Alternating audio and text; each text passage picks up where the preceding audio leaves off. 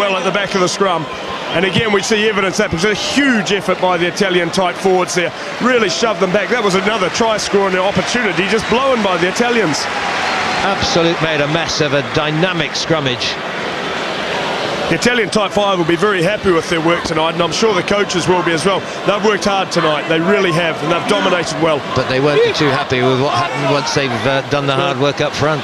Certainly not, but oh look, I've got to give a little bit of credit to the front row every now and again, don't we? We do. They keep telling me it's where it begins and ends. So, Portugal back up towards the halfway. Good take by Thiago Girau. Keep it up, Blue! Momentarily with their tails up, Portugal. No advantage, numbers. And a quick tap penalty is taken by Jose Pinto. Spiraling through the tackle, João Uva. Pinto again. Duarte Pinto. That's going to roll in. Well, it gives them a little bit of field position, that's sure. But I think that's better off trying to keep that ball in the field of play, because it's set-piece play. They really can't compete with these Italians. Look for a solid Italian line out here. They'll clear their lines effectively, I'm sure. Yeah, put it behind the threes, but keep it in play. Absolutely right, Simon. Because it's a certainty, he says, Italy will regain possession from the set-piece. This has been the one real encouraging sign for the Italians tonight. Looking forward to that game in Saint-Etienne against Scotland. The set piece functioning very well. By Bortolami again. Now Bortolussi to clear. Great screw kick. Very well worked set piece play. The line out was very effective. Bortolami off the top. Again, the miss pass from De Marigny out there to Bortolussi. He picks up 50 metres comfortably. And there you go. That's a result of one kick, albeit it looked very nice. It went into touch, but possibly an ill-advised kick by the Portuguese number 10 there. Bortolussi, one of 7 men in this Italian lineup who play their rugby in France at the top level, of course. But here's Uva, who plays for Montpellier, the only man to play top-level rugby in this Portuguese squad. Now it's Jose Pinto from Lisbon, from the Direito club. Calabosio is held.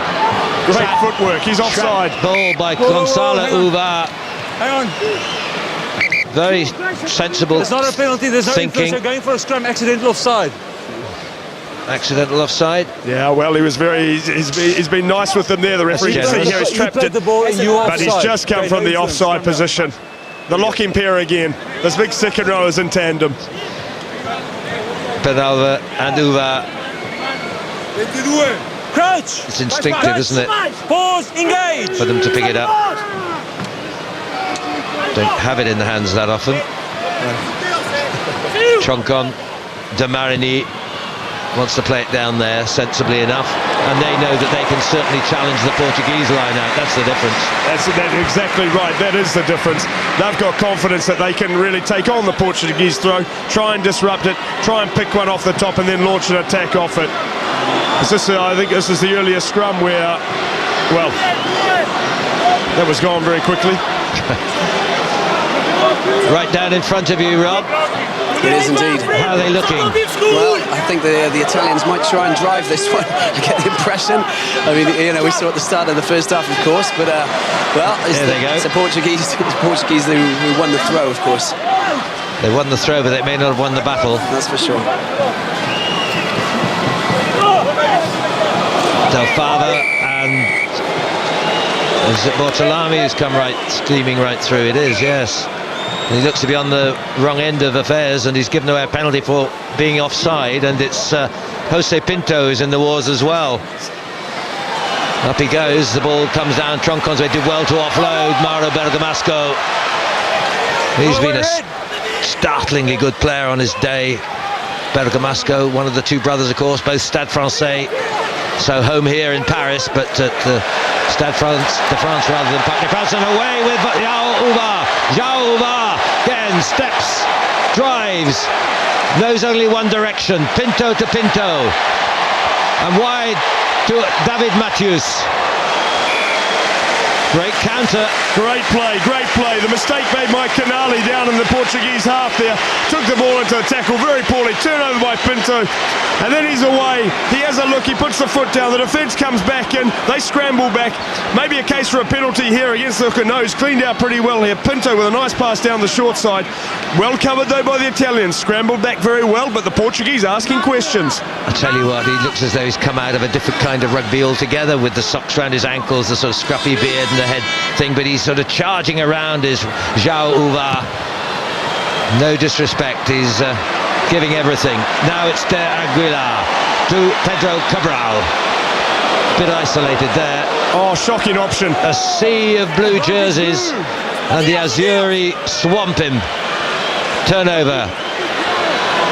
Bortolussi. Good pass. Forward. Just a close call, and frustration for Cannavosio, frustration for Italy. Well, it's frustration for everybody in the crowd also, isn't it? Because, again, another promising opportunity opened up for them, but just unable to take it again. And again, the basic skills letting them down. Forward pass, clearly forward there. Referee in ideal position to call it, but we came back there for the decision. We really got to question what Pedro Cabral was thinking there when he ran into 4 or 5 Italians. There was no way that ball was coming back, and that's where we are now, back at the penalty for not releasing the ball. And that's well cleared down, and once again, Italian line out. The trouble is, he's only used to having 7 people on the field in opposition, and 15 suddenly he's forgotten about that. Well, he had all 7 in about 5 metres there, so he did too. Not the smartest of options. Never mind, the Portuguese, they'll be willing in defence, so you can be sure of that. It's same as it was at half-time. 16 points to 5 to Italy. Can they at last get into the groove and make these opportunities count? Not like that. Vossawai with the knock-on. Antonio De Aguilar. Desperate defence on the 22, and Italy have, well, they've made a mess of it again, and they'll come back for the scrummage, and Portuguese put in. Well, it's getting niggly out there even more so at the moment, isn't it? There's a lot of chat going on off the ball, a lot of pushing and shoving. Again, Vossawai is, you know, I have been impressed with him going into this game, but that's been coming off the bench. Had a good impact against the All Blacks, albeit the game was well and truly dead and buried by the time he came on. But he showed a very strong ball runner. But tonight he's struggled a little bit. So it's the country of just, what, 4,000 odd players against the country with 45,000 odd players. Italy should be. The kick through the post is going to run over the dead ball line. It's a 22 dropout, but hairy moments there for Portugal, and I think it was an accidental collision. I don't know. Watch this. Perhaps not. No, perhaps not.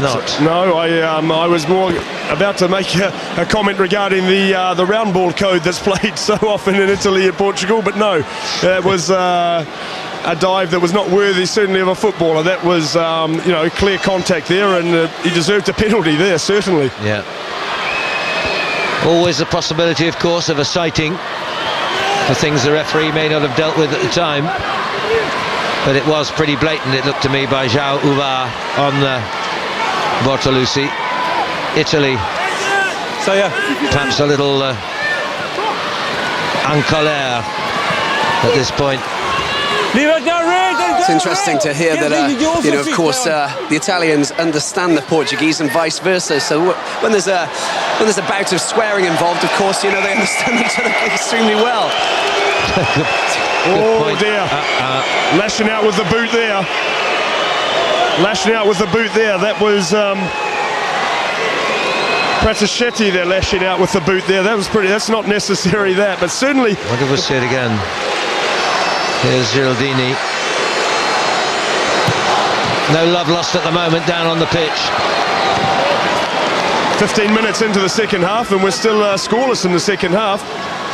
Let's look again, here we go. Ball spilled out. Troncon on Girau initially. Then we have Pratichetti, and a perfectly legal tackle here. That was the moment. Good work in the line out by the Portuguese. The longer they stay in this game, the more difficult it is going to become for the Italians. Right, don't go now, blue. Well, yeah, it was great work by Thiago Girau. He's been one of their best players. Diego Gama in trouble again, running into a brick wall or a blue wall. This is where they're better. They've got to regroup and they've just got to work around the fringes. They're not going to break them through with the back line. They're getting caught every time behind the advantage line. This is a much better option for them to try and pick away around the sides or use the boot of Pinto. There's the boot of Pinto now. Cardoso Pinto, a nasty bounce for Tanabosio. Tanabosio in real bother. Portugal swarming for once in attack. The ball is Portugal's way, I think. It's there for Vasco Uvar. Acting scrum half. Reasonable. No, not a reasonable pass. Well played, Pinto. Now the charge of Girau. And, well, all the Portuguese and impartial supporters here cheering Portugal to the echo now. It's Pedro Cabral setting it up. It's Italy on the back foot. The Italy defence so well organised. Their line speed is very impressive. They get off the line so quickly. Simon, there are one or two rather tiring figures up front, I think, just sort of jogging towards the ruck. Finally getting there, almost resting when they get there. I think they are running out of puff, some of them. They may need a couple of reinforcements from the bench. Fed on by Federico Sousa. Oof. Bang, was that, I think unmistakably Mauro Bergamasco, but they've retained it. They've done well. Pedro Cabral. Here's a challenge. Sousa. Oh, unlucky. Knock on Duarte Pinto, and then Cabral following through, I think. Two knock-ons. First knock-on, though, by Italy. Great passage of play for Portugal. Again, equally good defence by the Italians, though, at the same time. Pressing hard. As we see here, Portugal going through the numbers. This is a big hit coming in there. Perfectly legal at this point. Keeps them parallel and drops them into the ground at parallel. That's good defence. Absolutely no problem with that type of tackle. But excellent attacking play by the Portuguese. 24 minutes to play. 16-5. Italy far from imposing themselves on the scoreboard. Now get in defence again with the two Pintos. Then wide with David Matthews taking it into the 22. Ball wrenched away though. Great counter-attack opportunity here. Some adventure from Italy. And now they run with Andrea Massi, swarming back Portugal in defence. The game really rising now to a new fever pitch. Big hits coming in on Canale. Stay here, Red. Step, Red. They really have started to run themselves into the ground, these two teams. Portugal have an injury, and it may be in the path of the players. I think it may be Spachuk, is it, who's down? Captain Uvar. Scragged by Bergamasco. Again, you question the kicking option there by the Italians. They've got them on the rack here.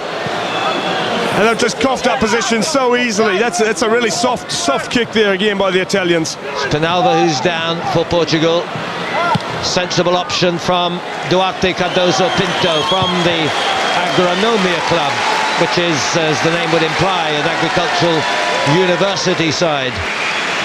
And he has done just what was required at that moment. Penalva's up, someone else is down. Looks like João Uvar, I think.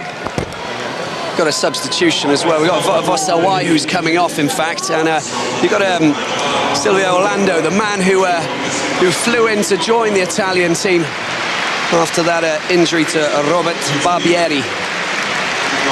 Yeah, flanker from Treviso, Silvio Orlando.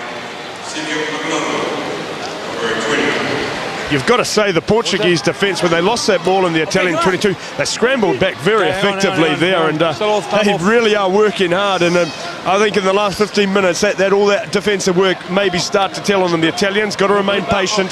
They will crack this Portuguese this team, but it's going to be a case of time because with 20 to go, they've still got a bit of running. They've got a bit left in the tank at the moment, and they're running. They're covering the field. All right, let's go. I was just wondering if Orlando's got a marmalade cat.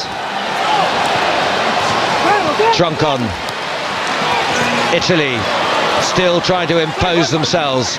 They've got the big one against Scotland, the big one as they see it right now. This is a big one. They have to win this, of course, to be in contention. Knock on by Carlo Antonio Del Fava. And no advantage Portugal, who really have hassled, scragged, just been a nuisance, got in the way, disrupted, and I have to say a very, very composed performance by their fly half to come to the rescue time and again with wonderful line kicks. Well, looking a little bit rattled at the moment. Troncon doing a lot of talking there to the opposition at the moment. That's a sign they're getting a little bit rattled. They're not concentrating on themselves. They've got to get their focus back quickly here for this last 20 minutes, because we haven't even spoken